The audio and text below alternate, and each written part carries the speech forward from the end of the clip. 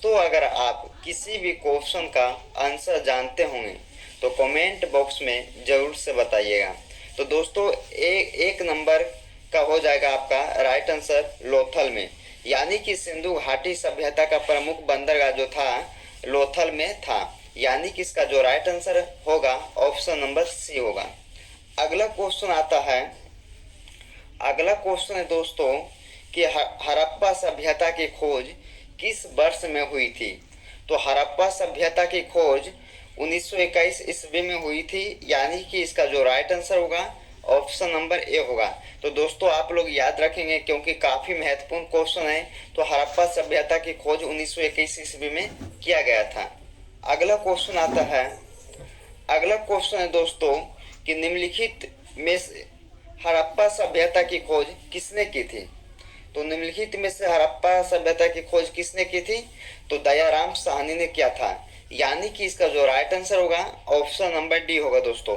तो दयाराम साहनी ने हड़प्पा सभ्यता की खोज किया था, यानी कि इसका जो राइट आंसर होगा ऑप्शन नंबर डी होगा। तो दोस्तों आप लोग इसे भी याद रखेंगे। अगला क्वेश्चन आता है, अगला क्वेश्चन है कि भारत में खोजा गया सबसे पहले पुराना शहर कौन सा है। तो भारत में सबसे पहले जो खोजा गया पुराना शहर वो कौन सा शहर है। तो हड़प्पा हो जाएगा, यानी कि इसका जो राइट आंसर होगा दोस्तों ऑप्शन नंबर ए होगा। तो आप लोग इसे याद रखेंगे कि भारत में सबसे खोजा गया सबसे पहले पुराना शहर जो है हड़प्पा को माना गया, हड़प्पा को, यानी कि इसको जो आप लोग याद रखेंगे क्योंकि काफी महत्वपूर्ण क्वेश्चन है, ये सब आपको याद होना जरूरी है। अगला क्वेश्चन आता दोस्तों, अगला क्वेश्चन है कि ऋग वैदिक का आर्यों का मुख्य व्यवसाय क्या था। तो ऋग वैदिक आर्यों का मुख्य व्यवसाय क्या था दोस्तों। तो इसका राइट आंसर होगा पशुपालन, यानी कि इसका जो राइट आंसर होगा ऑप्शन नंबर बी होगा। तो ऋग वैदिक आर्यों का मुख्य व्यवसाय पशुपालन था। अगला क्वेश्चन आता है, अगला क्वेश्चन है दोस्तों कि चंद्रगुप्त मौर्य ने चाणक्य को अपना क्या बनाया था। तो चंद्रगुप्त मौर्य ने चाणक्य को अपना क्या बनाया था। तो प्रधानमंत्री बनाया था, यानी कि इसका जो राइट आंसर होगा दोस्तों ऑप्शन नंबर बी होगा। तो आप लोग इसे याद रखेंगे कि चंद्रगुप्त मौर्य ने चाणक्य को प्रधानमंत्री बनाया था। क्या बनाया था, प्रधानमंत्री बनाया था। अगला क्वेश्चन आता है, अगला क्वेश्चन है दोस्तों कि सिकंदर की मृत्यु कहाँ हुई थी। तो सिकंदर की मृत्यु बेबीलोन में हुआ था, यानी कि इसका जो राइट आंसर होगा ऑप्शन नंबर डी होगा। काफी महत्वपूर्ण क्वेश्चन है दोस्तों कि बेबीलोन में आपका सिकंदर जी का मृत्यु हुआ था, यानी कि इसका जो राइट आंसर होगा ऑप्शन नंबर डी होगा। अगला क्वेश्चन आता है, अगर आप दोस्तों अगर आप लोग को वीडियो पसंद आ रहा होगा तो दिल से लाइक करते जाएंगे आप लोग। अगला क्वेश्चन आता है कि मौर्य वंश के संस्थापक कौन थे। मौर्य वंश के संस्थापक कौन थे। तो चंद्रगुप्त मौर्य थे, यानी कि इसका जो राइट आंसर होगा ऑप्शन नंबर डी होगा। तो चंद्रगुप्त मौर्य मौर्य वंश के संस्थापक कहलाते हैं। अगला क्वेश्चन आता है, अगला क्वेश्चन है दोस्तों कि बुद्ध को ज्ञान की प्राप्ति कहाँ हुई थी।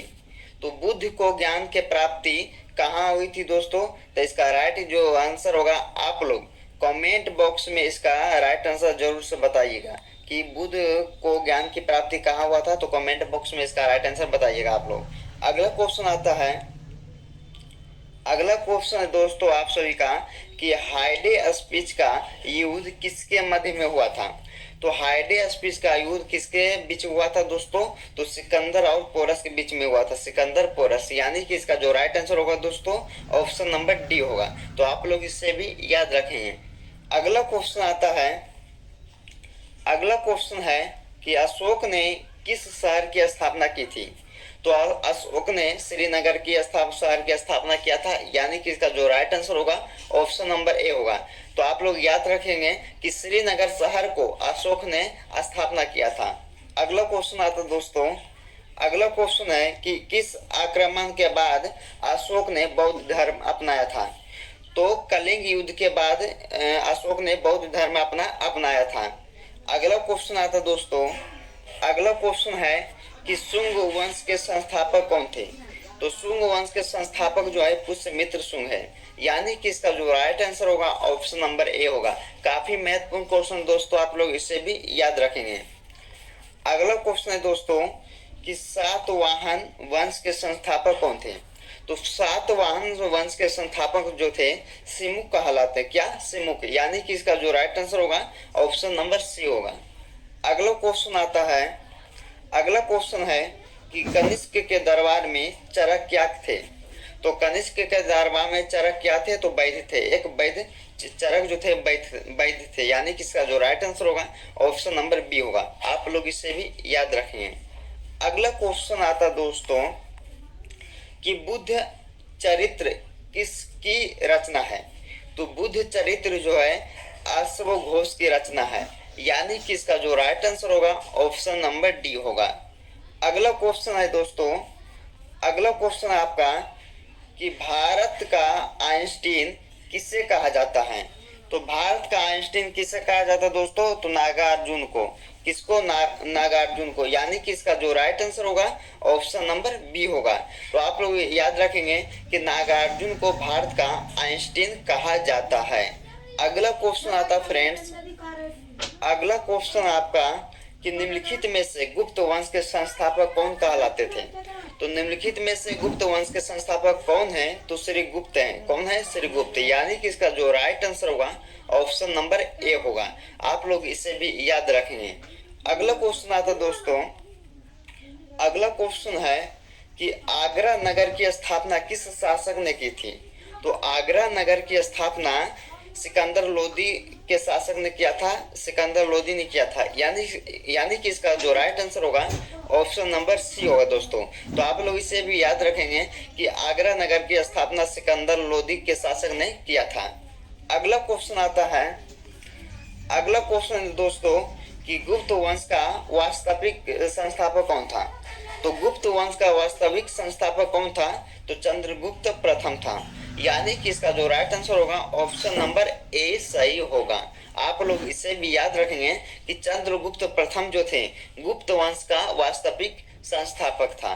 अगला क्वेश्चन आता है, अगला क्वेश्चन है दोस्तों कि 7 टापुओं का शहर किसे कहा जाता है? तो 7 टापुओं का शहर मुंबई शहर को कहा जाता है दोस्तों। यानी कि इसका जो राइट आंसर होगा ऑप्शन नंबर ए होगा।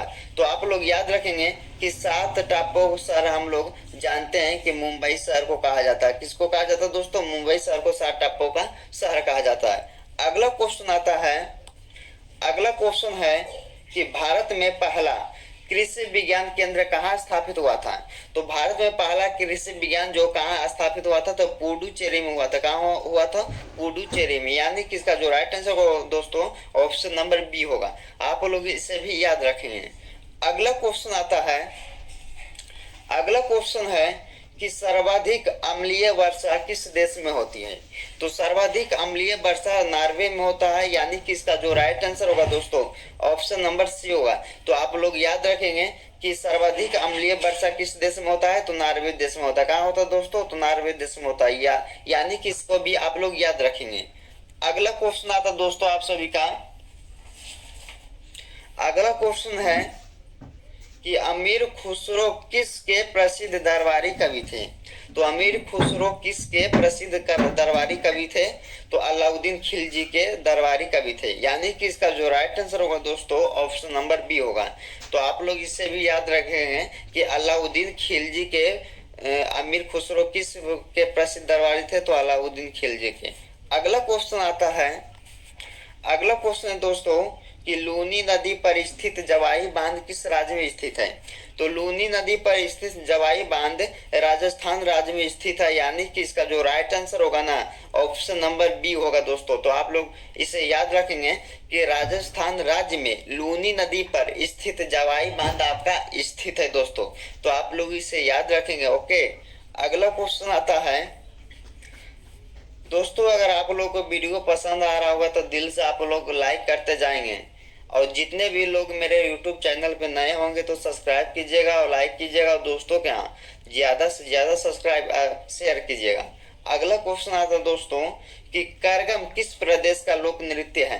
तो करगम जो है तमिलनाडु प्रदेश का लोक नृत्य कहलाता है। यानी कि इसका जो राइट आंसर होगा ऑप्शन नंबर बी होगा। अगला क्वेश्चन आता दोस्तों, अगला क्वेश्चन है आपका कि भारतीय जागृति का जनक किसे कहा जाता है? तो भारतीय जागृति का जनक राजा राम मोहन राय को कहा गया है, यानी कि इसका जो राइट आंसर होगा ऑप्शन नंबर डी होगा। तो दोस्तों आप लोग ये से याद रखेंगे कि राजा राम मोहन राय को भारतीय जागृति का जनक कहा गया है।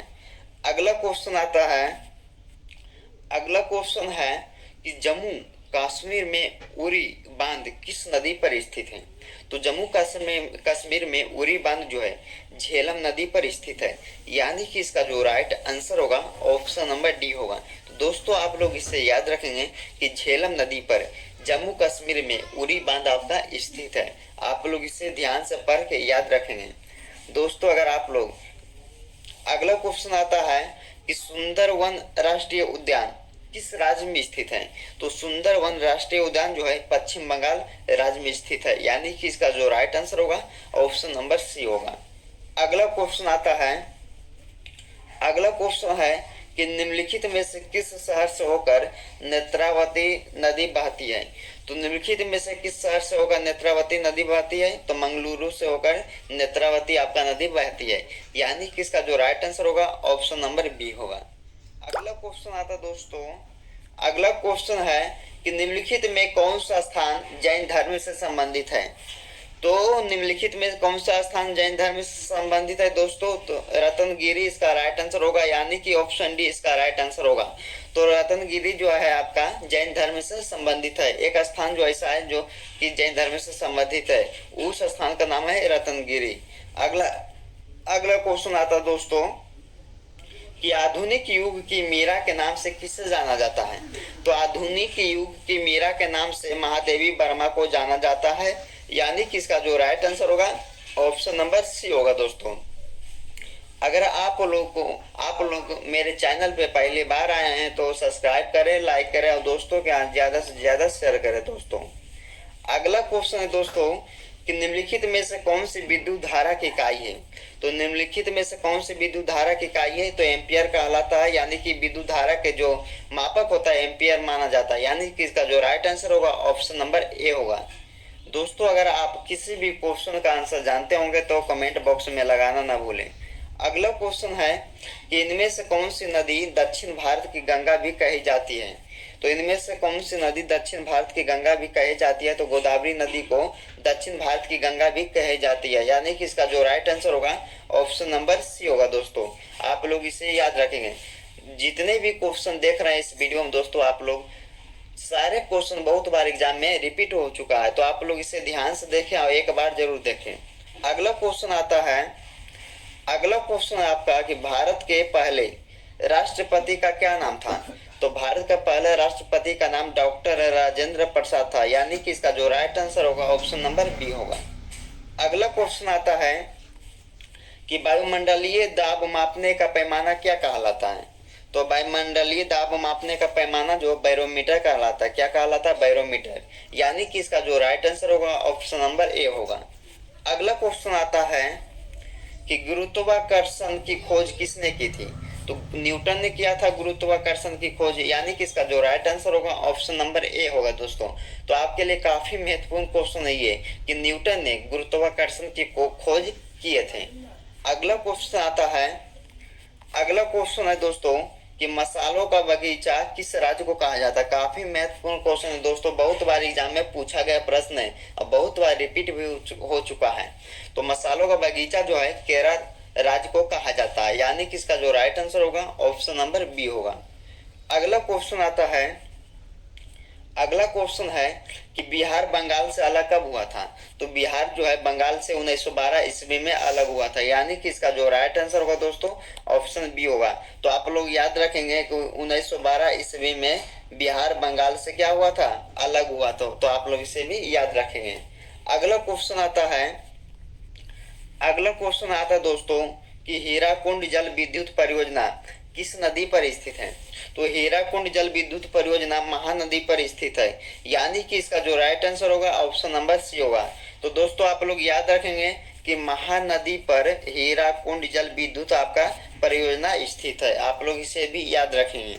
अगला क्वेश्चन आता है, अगला क्वेश्चन है दोस्तों कि अमीबा में कुल कितने सेल होते हैं, यानी कि अमीबा में कुल कितने कोशिका होते हैं। तो एक कोशिका होते हैं दोस्तों। आप लोग इसे याद रखेंगे कि एक कोशिका होता है अमीबा में। अमीबा में कुल कितने कोशिका होते हैं, तो एक होता है। आप लोग इसे इसे याद रखेंगे, यानी कि इसका जो राइट आंसर होगा ऑप्शन नंबर ए होगा। अगला क्वेश्चन आता है कि फिरोज शाह कोटला क्रिकेट स्टेडियम कहाँ पर है। तो फिरोज शाह कोटला स्टेडियम कहाँ पे है दोस्तों, तो नई दिल्ली में। कहाँ है, तो नई दिल्ली में, यानी कि इसका जो राइट आंसर होगा ऑप्शन नंबर बी होगा। अगला क्वेश्चन आता है दोस्तों, अगर आप लोग को वीडियो पसंद आ रहा होगा तो लाइक करते जाएंगे आप लोग। अगला क्वेश्चन आता है कि विश्व का सबसे बड़ा द्वीप कौन सा है। दोस्तों विश्व का सबसे बड़ा द्वीप कौन सा है, तो इसका राइट आंसर होगा ऑप्शन नंबर ए ग्रीनलैंड। तो हम लोग जानते हैं कि ग्रीनलैंड जो है विश्व का सबसे बड़ा महाद्वीप कहा जाता है। तो इसको हम लोग याद रखेंगे ग्रीनलैंड, यानी कि ऑप्शन नंबर ए होगा। अगला क्वेश्चन आता है, अगला क्वेश्चन है दोस्तों कि नागालैंड की मुख्य भाषा कौन सी है।